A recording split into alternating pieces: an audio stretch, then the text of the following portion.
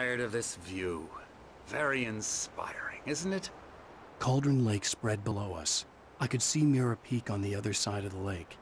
I thought I could make out the spot where Diver's Isle had been when I arrived with Alice. Now there was nothing but waves. It seems there's a storm coming. Funny, I don't recall there being a mention of that in the weather forecast. Well, no matter. This way. Follow me. Alan, what I'm telling you is good news. Right now we're in control. Every time you have a relapse, it gets more and more difficult to resurface from the dark depths of your imagination. Not surprising, considering your profession. Imagination is what you work with. After all your nightmares, this should come as an immense relief to you. If it doesn't, why is that? Because I'm lying? Or because you don't want to admit that you're not well? It's very natural for you to think of me as your enemy. It's part of the illness. I let him talk. Hartman obviously loved his own voice. His words echoed madly inside my head. But I dug my nails into the palms of my hands to stay focused. You need to work with me. Once you accept that, we can begin the journey towards your recovery. Come along. Let's go inside. Now, here's the entrance to the office wing. That's for staff only. You were impressed by my trophies when you first arrived here. I do love to hunt. The great outdoors, man versus nature. It's wonderful stuff. Pretty damn wonderful, yeah.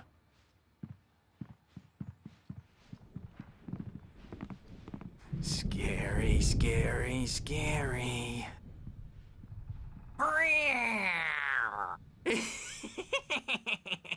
Emerson.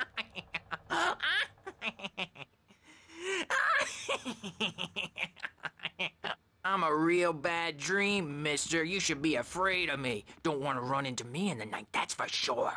Please, Emerson. Mr. Wake is confused enough as it is. Yeah, you'd like me to go away so you won't be scared. But you can't just decide what kind of dream you have or when you have it. Emerson. Okay. Sorry. Boo. That's Emerson. We're actually making some progress with him, I'm happy to say.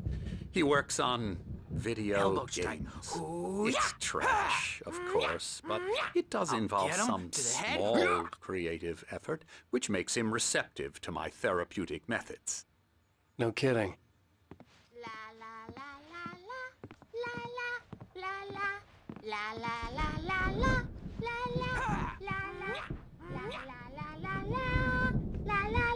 Come, Alan, this way.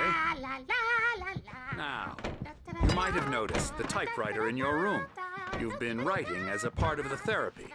As soon as you feel up to it, you should continue.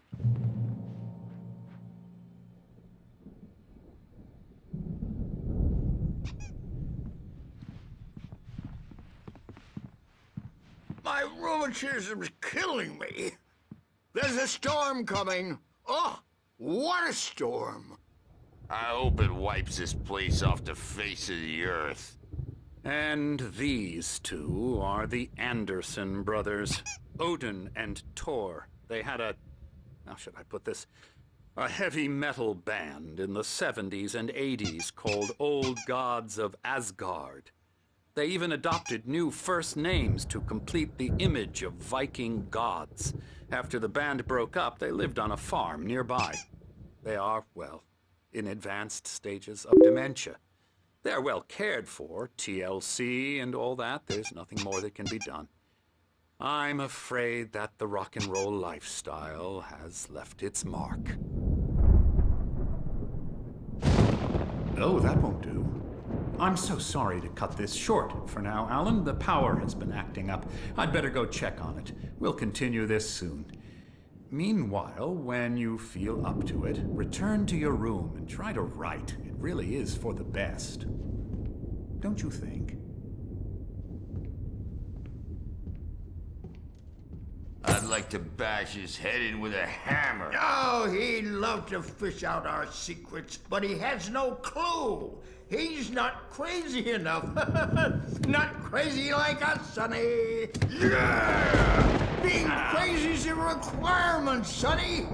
Who else could understand the world when it's like this? It takes crazy to know crazy. That's the sanest thing I've heard in a while. Zane! You're all right, Tom. Hey, we like him, don't we, bro? He's got to go to the farm. The Anderson Farm. Valhalla! We wrote it all down, lest we forget. A crash course. All you need to know to get your head right. You need to find the message. Here, Sonny, here's something for you. Gave me a rash, but I kept it safe from these bastards.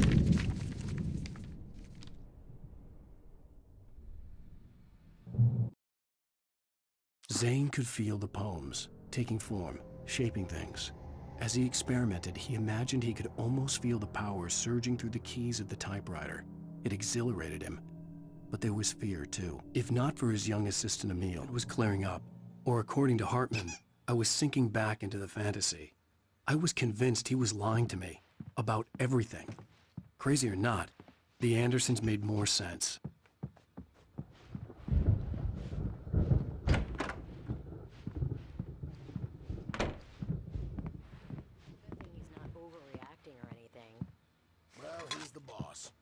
I may need a hand here later on, Birch. The storm's bound to make you-know-who jumpy. You know how they get. Gotcha. The doc's got me looking after Wake here, but holler if they get too rowdy. I'll do that, Birch. Hey, Wake, why don't you humor Dr. Hartman and give the writing a shot, huh? The typewriter's in your room. You can get to your room by those stairs, Wake.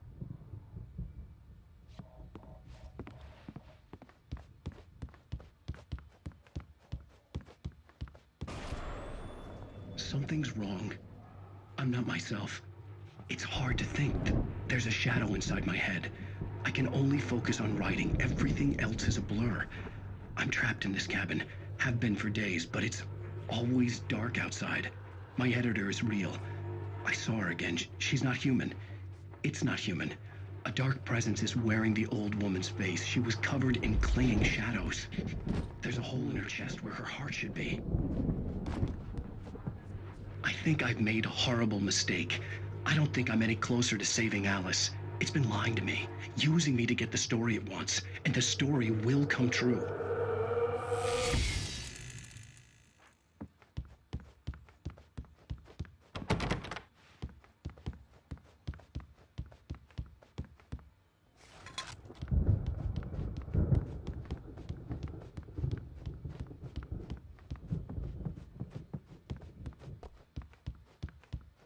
Hartman had mentioned that the power had been acting up.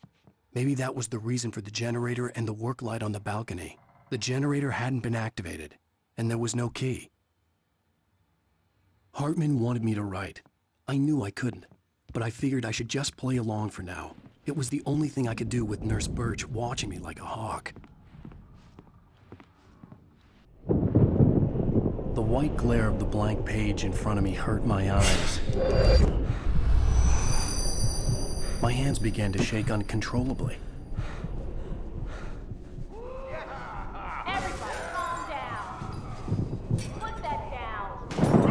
Birch, I need help. Hey, Wake, you stay here. I'm gonna go see what's up. You just keep doing what you're doing. Be cool, okay?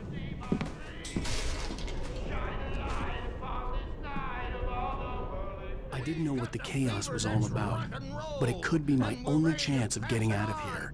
Where the hell did he get a damn hammer? I don't know. Hammer's up. Here's a friendly poke from Mjolnir, wench. Oh, afraid of the crazy brothers, are ya? Not so weak now, are we? Well, things are unraveling fast, aren't they? Ha ha! Nah! Ah, ha, ha. Hartman kept talking, giving Barry the grand tour, clearly proud of the place. He went on and on about his hunting trophies, and Barry was impressed. But he was here on business. He raised his voice, cut through the monologue. Hey, Hartman, where's Al? Hartman stopped in mid-sentence, annoyed at the It's my store. I'm taking it. Sinclair looked bad. That wasn't a love tap. The crazy old fart hit her hard. If she was one of Hartman's goons, she had it coming. I could get the key to the office from Sinclair.